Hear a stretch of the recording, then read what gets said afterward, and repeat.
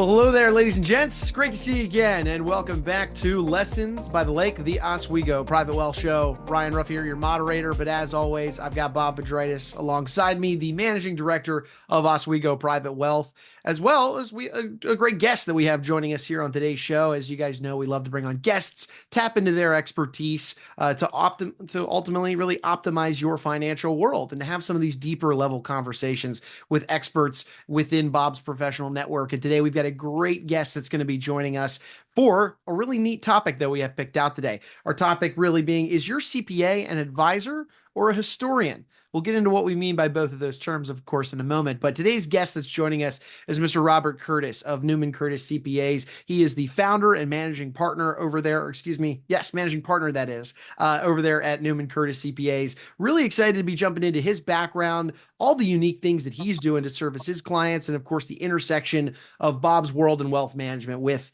the CPA side of things. So before we bring Robert out, let's go ahead and say hi to Bob. Bob, good to see you this morning. How you doing? Hi, Ryan. Good to be here. Yeah, always good to be with you. We got Robert Curtis joining us from Neumann Curtis. Bob, why don't you tee things up for our audience? Why Robert Curtis? Why this topic? This idea of an advisor or a historian being one of your CPAs. It's kind of a peculiar one, but frame up today's conversation for us. All right, love to. Well, as you know, with a virtual family office, we really want to work as closely as possible. Matter of fact, closer than possible, if possible, if that makes any sense at all, with our clients' advisors, whether they be their CPAs, their attorneys, their M&A folks, their strategists, their coaches, all of that world. We find that collaboration is the key to making things really work smoothly, to help the owner, the founder, get to their final outcome, that moment where they really get to reap the fruit of everything they've done and the value of their life's work.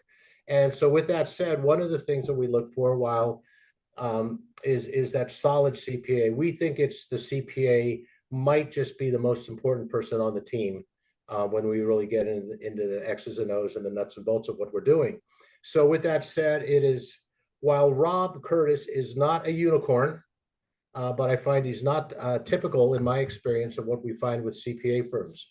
And while all CPAs advise on some level, we find that it's really unique, rare, and wonderful when we find a CPA firm and individuals who really dig in and really want to give advice and have tax planning services and advisory services, as opposed to just making sure those forms are filed correctly and all the numbers are in the right line. So I've been getting to know Rob recently.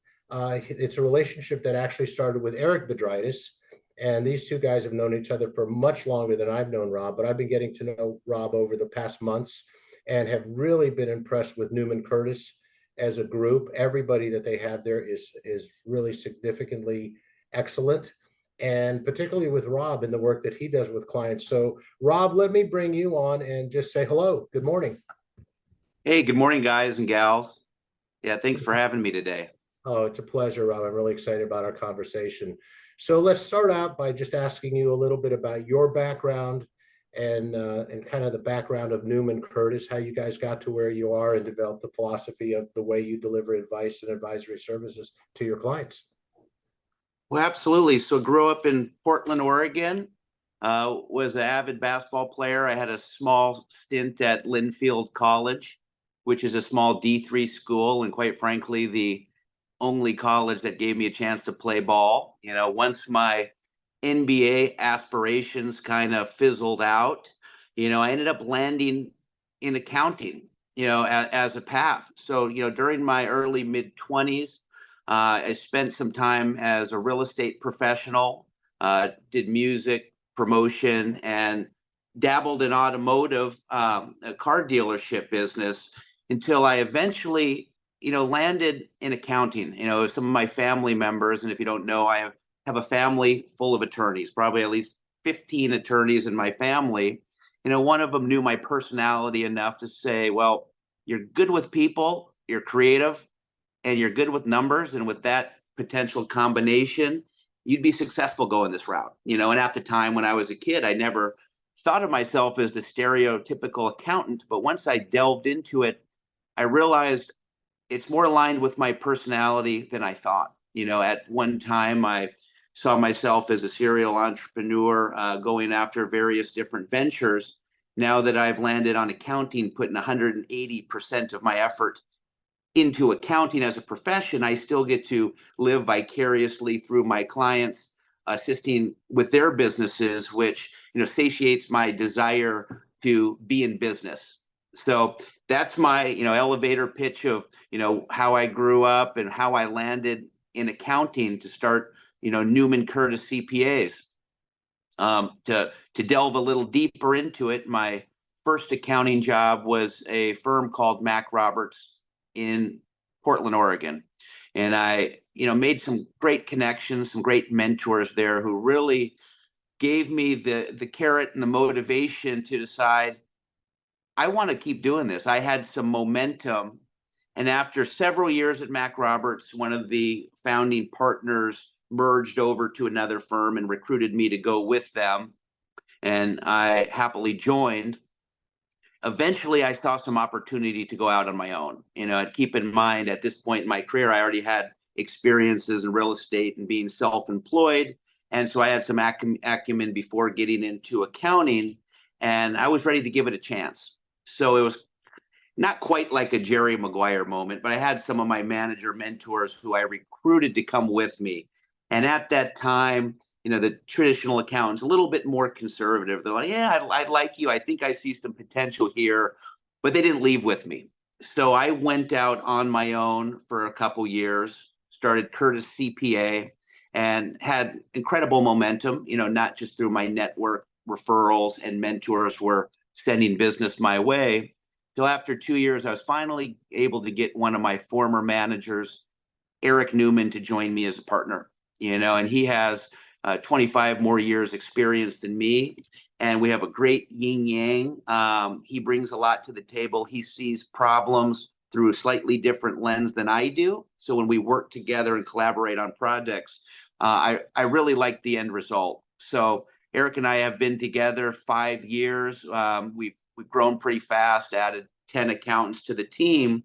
And so it's been a very exciting journey. It's been a very demanding time to be an accountant with the 6+ iterations of the tax code and the pandemic era tax acts that have came out, shortage of accountants, incredible demand. So it's very demanding, but, starting your own business and seeing some success is, it's what you ask for. So here we are. Well, that's fantastic. And when you did your Jerry Maguire moment, did you bring the goldfish with you? No goldfish, no pocket protector, just a little persuasion. There was actually a couple gentlemen who, I gave a similar offer to, but I went after it on my own. I was ambitious, and I think I did pretty well, for myself. And finally, once I proved a little bit, they came. Yeah. If you build it, they will come, the field of dreams thing. So, may have a little bit of truth to that. Oh, for sure. Well, one of the things that profoundly impresses me with anybody I know, socially or in business, is not so much the quality of their answers, although that's important too, but it's the quality of their questions. And I think, Rob, as I've been getting to know you, that you are naturally predisposed to ask a lot of questions, a lot of really good questions, before you proactively do the planning. Because how many times have I seen in my career where people already want to give you the answer before they fully understand all the details and what's going on? And so I'd love to talk a little bit more about the philosophy of what you do for your clients. I know it's primarily business owners, primarily that entrepreneurial business owner, which is our niche here, also at Oswego Private Wealth. And I'd love for you to talk just a little bit about your clients, the kinds of things you do for them, and if you could talk a little bit about, and you're a modest guy, so maybe it'd be hard for you, but just how you ask questions, how you're so naturally predisposed to ask more questions than most advisors that I've run across. Yeah, absolutely. Well, as a CPA firm that specializes in tax, we, of course, prepare a lot of tax returns. It's a bread and butter, if you will, for a lot of CPA firms. But really, when you're preparing tax returns, you're doing historical compliance work. And if you hire a competent CPA or tax preparer, I assume you expect them to put the numbers in the correct boxes where they should go. But besides that, you're not providing a lot of value above and beyond getting the numbers in the right spot. And in terms of tax planning, being proactive instead of reactive, if we really want to provide value, let's face it, people want to pay the least amount of taxes they can legally without getting themselves in trouble. And I know that. And if I thought my job consisted of putting the same numbers in the same boxes as everybody else, not only would that not give me any joy, but I wouldn't be providing value. And so I truly believe, even though there are rules and there's black and white, at times accounting is more of an art than a science. And so anytime I get a new client, I ask a lot of questions. I ask so many questions that I often get the same response. My prior CPA never asked that, and I'm scratching my head wondering how the hell they prepared the tax return. We have a traditional mid-market firm where we're agnostic to the industry. We serve pretty much every industry. I'd say we have a big emphasis in real estate, short-term, long-term rentals, quite a few assisted living facilities, real estate professionals, lawyers, doctors, restaurants, bars, and closely held entities. We do quite a few C Corps, but I'd say we're top heavy on partnerships and S Corps. So we have quite a mix of clients, and they all have different needs, desires, and wants. And without understanding those things, you can't really help them as much. And so I get both worlds. And, in this day and age with the TikToks and the Instagrams, I spend quite a bit of time with new clients or existing clients fielding all the videos they see on TikToks with all the ways they can save taxes. Some of them are legitimate tax strategies. Some of them are a little bit iffy, if you will. And, we have to dispel those. And I'm all ears on two ways we could legitimately reduce a client taxes, but, on top of that, there's not all clients have the same risk tolerance and desire. I'm never going to step into the black because I don't want to get myself, my firm in trouble or my client. But oftentimes there's different minutiae of gray, and clients have a different risk appetite.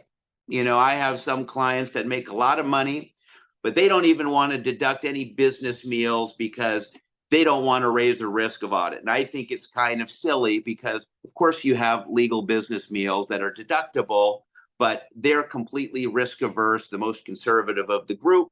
And we have other clients where I have to tell them, well, you need to tone it down a little bit. I don't think that Tesla Model X is 100% business use, even though you don't have another car.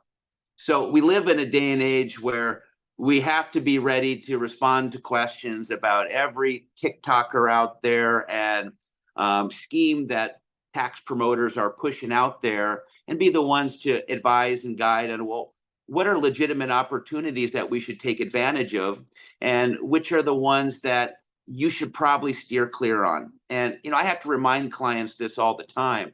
Yes, the primary goal is to pay the least amount of taxes you can pay legally, but my job is to keep you out of trouble too. And I think that's one of the more important jobs that the more savvy taxpayers realize this. Some of the other ones think our job is just to, do whatever we can to get the lowest tax result, which we try to, but, we have to have some guidance and prudence with making those decisions. Yeah, I think I once heard somebody describe it like this: you should pay all the taxes that you should pay legally, but try not to, but you shouldn't raise a red flag, and you shouldn't leave a tip. Well, there's various ways. I mean, I can go on a laundry list of different ways we look at a client, but when we start out with a new client, we get the lay of the land. What's this type of income do they have? Do they have W-2 income? Do they have self-employed income? Do they have rental income? Different type of characters of income all have different type of appropriate treatments. First thing, I look at their entities, the entity analysis. Are you the appropriate type of entity? Could you be partnerships, S Corps, C Corps? They all have pros and cons, and it's not a one size fits all. And I do get frustrated seeing a lot of social media or promoters making complex topics seem so simple without asking the questions. And a lot of people are following into that methodology like it's so simple, and there are these one size fits alls, but really it's not the case. S corps are great for certain taxpayers, but if you're trying to max out your retirement, the S corp only makes a certain amount, it may not be a good tool for you. In addition to entity analysis, there's various income shifting strategies we can employ, not just between entities. Is this income better to be taxed at the S corp or a partnership?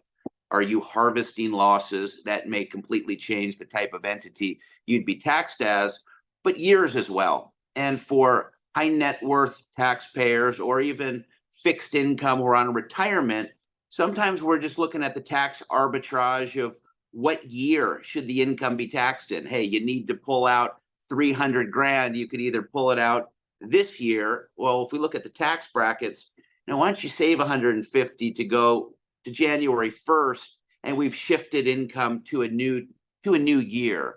So there's so many different ways, and it's extremely complex. Myself and my partner and our team are extremely knowledgeable, but I'd be fooling everybody, myself, to say what we do is simple.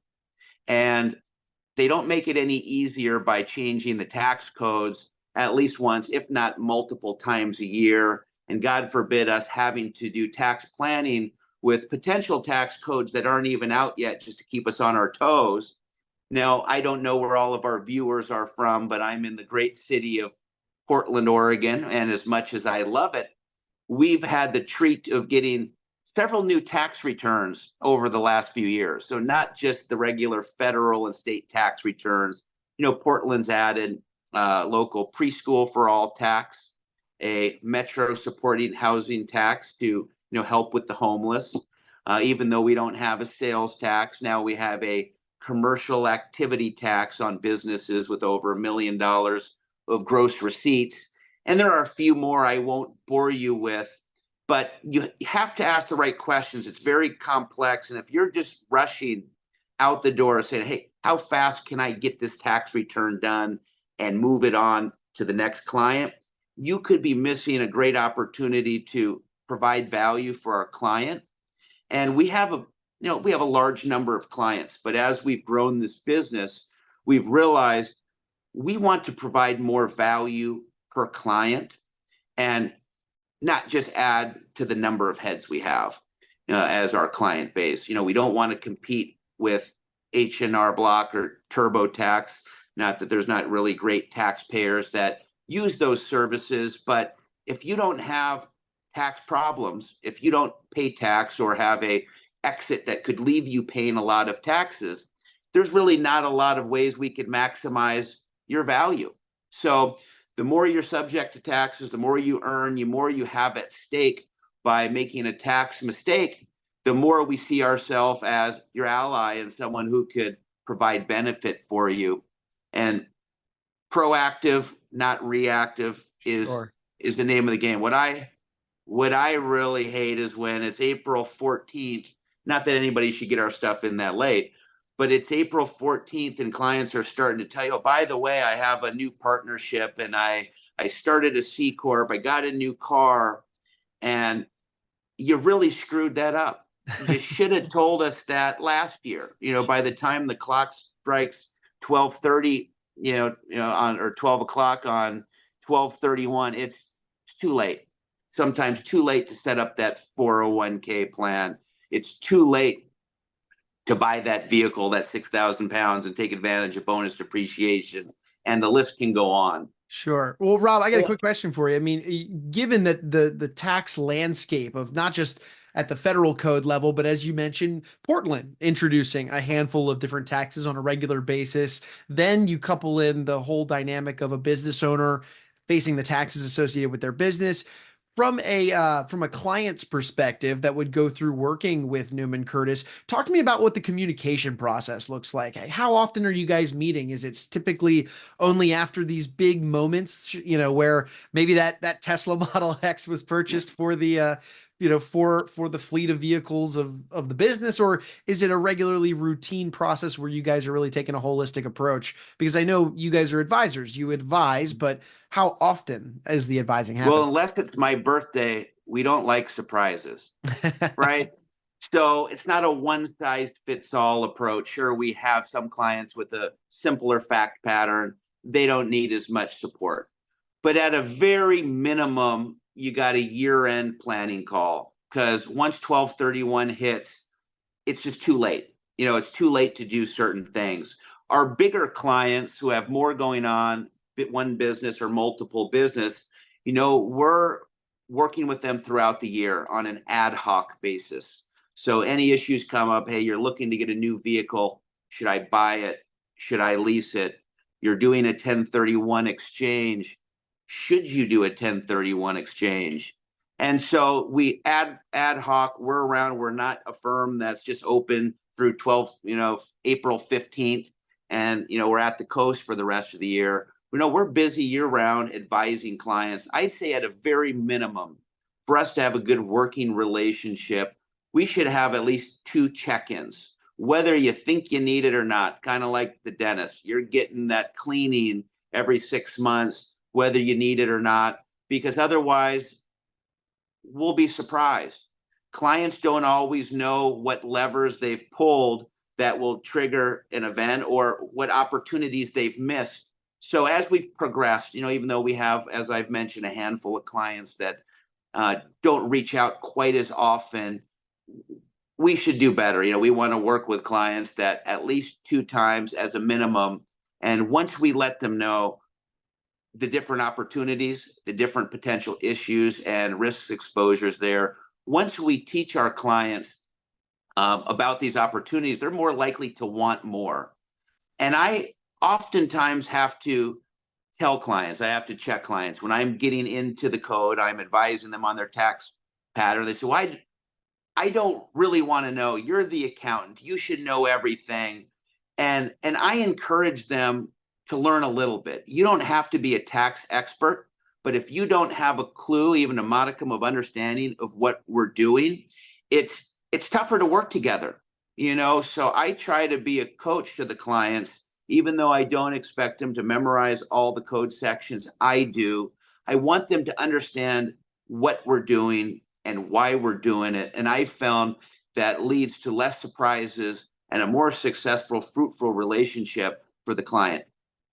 I love that, Rob. I so am on the same page with you. I really believe there has to be a certain amount of education going on, not an overwhelm, but I really believe, like as you do, the clients should truly understand what they're doing and not just carte blanche, just say you take care of it, because so much comes out in those conversations. Can I ask you one? Let me ask you this question, Rob. One of the things that we do a lot of is exit planning. Succession planning. We're helping firms kind of prepare 3 years, 5 years out for that ultimate exit of their business. Maybe they're serial entrepreneurs. They're going to have a new business soon, but oftentimes it is their life's work. It is their net worth. Talk about what you do in that area, what kind of things you see, just how you interact with that business owner in that area. Absolutely. Well, before I get into the estate planning part, which we've worked with, tax attorneys and estate planning attorneys to get into that. Let's talk about the exit. The first thing is, well, how do I exit this business and pay the least amount of taxes? So I represent not just the sellers, but the buyers. And oftentimes in those negotiations, their interests are inverted, whether it's a stock sale or an asset sale. Often what's better for the seller is worse for the buyer, and vice versa. So we help navigate that. We help the clients understand, if you choose to do an asset sale, you may have to pay depreciation recapture, a higher tax rate, or if you have a C Corp, a double layer of taxation, as opposed to if you just sell your stock. You could get just long-term capital gain or something better, the 1202 exemption. Now, some of those things are not completely in the hands of the seller to dictate, because you have a buyer on the other side that's likely well represented. And First part, we want to get them as much as they can after tax for the business. And then what they do is it's not a one size fits all, whether, as you mentioned, they want to start a new business, invest in real estate, put their money with their wealth manager to spread it out a little bit, or contemplate legacy. We have some wealthy clients that have a lot of kids, and so a lot more considerations with their wealth, and also have some wealthy clients that have no kids. And it's a completely different planning opportunity when you don't have to worry about the kids bickering over what they're going to do with your money when you pass away. So it's the more you know the client, the more questions you ask, the better understanding you have, and the other professionals you work with. Let's face it, we're CPAs. A lot of what we do is tax law, and there's some overlap, but I shouldn't be giving legal advice. That's why it's important to have other attorneys in the loop and bring in when necessary. Same with wealth management. I'm not going to tell you which stocks to pick. I could tell you the difference between a Roth, 401k, SEP, how particular trades will flow into your tax bracket. But besides that, we need to loop in a competent wealth advisor like yourself to have those decisions.